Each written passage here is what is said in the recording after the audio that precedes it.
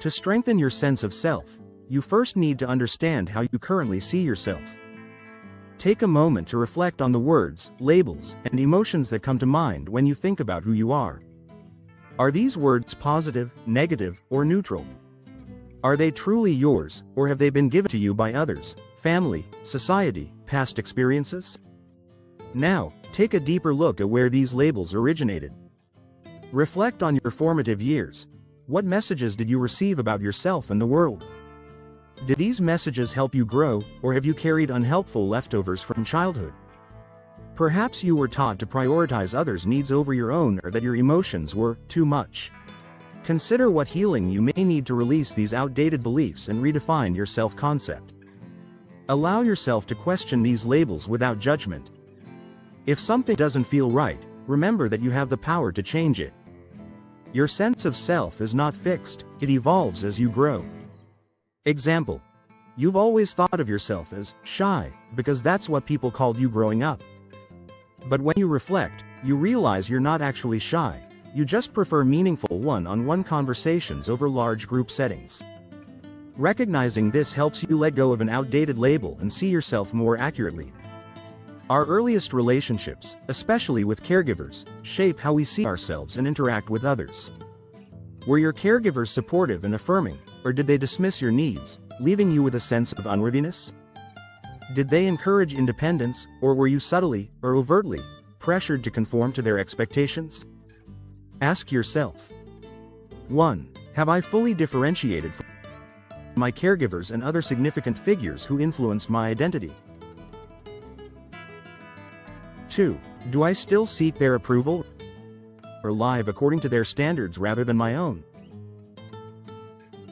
3. Have I internalized any toxic patterns, such as people-pleasing, self-doubt, or perfectionism? Differentiation means becoming your own person, separating your identity from the roles, expectations, and unresolved emotions of those who raised you. This process is not about blame but about awareness and choice. You can acknowledge the impact of your past while consciously choosing who you want to be. Example: you grew up with a parent who constantly sought validation from others, and now you notice you do the same. Instead of making decisions based on what feels right for you, you often ask, will others approve? Recognizing this, you begin practicing small acts of independence, trusting your own opinions, making decisions without external validation, and embracing the discomfort that comes with change. Where do you struggle most with your sense of self? Do you find it difficult to make decisions? Do you feel like you need to be needed to feel valuable? Do you lose yourself in relationships or find yourself replaying patterns from your past? Struggles with self-identity often stem from old wounds. Take time to dig deep and explore the root causes of insecurities, self-sabotage, anger, or other patterns holding you back. Healing isn't about fixing yourself. It's about understanding and tending to the parts of you that still hurt. Example: you always ask your friends what they think before making a decision, whether it's about what to wear, which restaurant to go to, or even bigger life choices. You realize you've been prioritizing others' opinions over your own. To change this, you start making small decisions without asking for input, helping you build trust in yourself. Think about when you feel the most like yourself. What are you doing? Who are you with? What activities or conversations make you feel alive, present, and at peace? These moments are clues to your authentic self. Once you identify what feels authentic, commit to nurturing it. Make space for activities, environments, and relationships that help you feel like you. Equally important, give yourself permission to walk away from things that drain you or make you feel disconnected. Example: you love painting, but you stopped doing it because you felt like it wasn't productive enough. Instead, you spend your time on work and social obligations that leave you feeling drained. You decide to set aside an hour each weekend to paint, and you immediately feel a deeper connection to yourself. One of the best ways to build confidence and discover more about yourself is by stepping outside of your comfort zone.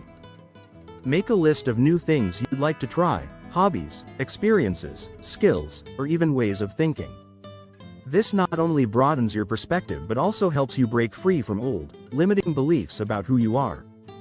Example: You've always thought of yourself as not athletic, but you decide to take a beginner Pilates class. To your surprise, you enjoy it, and it helps you feel more connected to your body. Cognitive dissonance occurs when your actions, beliefs, or values don't align, creating inner conflict. Where are you living out of alignment with what you truly believe? Are you still holding on to old fears or habits that no longer serve you? Don't judge yourself for these inconsistencies, simply acknowledge them. Then, make small adjustments to bring your actions into alignment with values. Instead of trying to change everything at once, focus on one area at a time. The more aligned you become, the more peace you will feel within yourself. True confidence doesn't come from external validation, it comes from deep inner healing. Spend time working through your wounds, whether they stem from childhood, past relationships, or societal conditioning. Healing is not a linear process, but as you release old pain, you'll notice a shift. 1. You will stop seeking approval because you trust yourself. 2. You let go of resentment because you no longer need validation from those who hurt you. 3. You stop self-sabotaging because you finally believe you deserve good things. Example. You realize that your fear of failure stems from being harshly criticized as a child.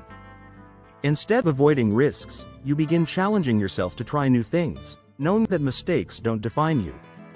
Over time, you feel a quiet, unshakable confidence in yourself. Now that you have a deeper understanding of who you are, begin expressing it outwardly.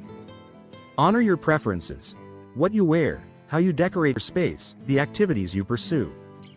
Practice setting boundaries and asserting yourself. Example. A coworker constantly asks you to cover their shifts, and you always say yes, even when it disrupts your personal time. You recognize that you've been putting their needs above your own. The next time they ask, you politely say, "I can't this time, but I hope you find someone else." At first, it feels uncomfortable, but over time, setting boundaries becomes easier. Your sense of self is not just about who you are, it's also about why you are here. What excites you? What impact do you want to make? What unique qualities do you bring to the world? Your purpose doesn't have to be grand or world-changing, it just has to feel meaningful to you. Example. You've always loved helping others but never considered it a real purpose. After reflecting, you realize that mentoring younger colleagues at work brings you joy. You decide to lean into this strength, finding more ways to support others in their growth. With each step, you strengthen your sense of self. Trust yourself, embrace your uniqueness, and stand confidently in who you are. Your journey is ongoing, but every bit of healing and self-discovery brings you closer to the life you are meant to live.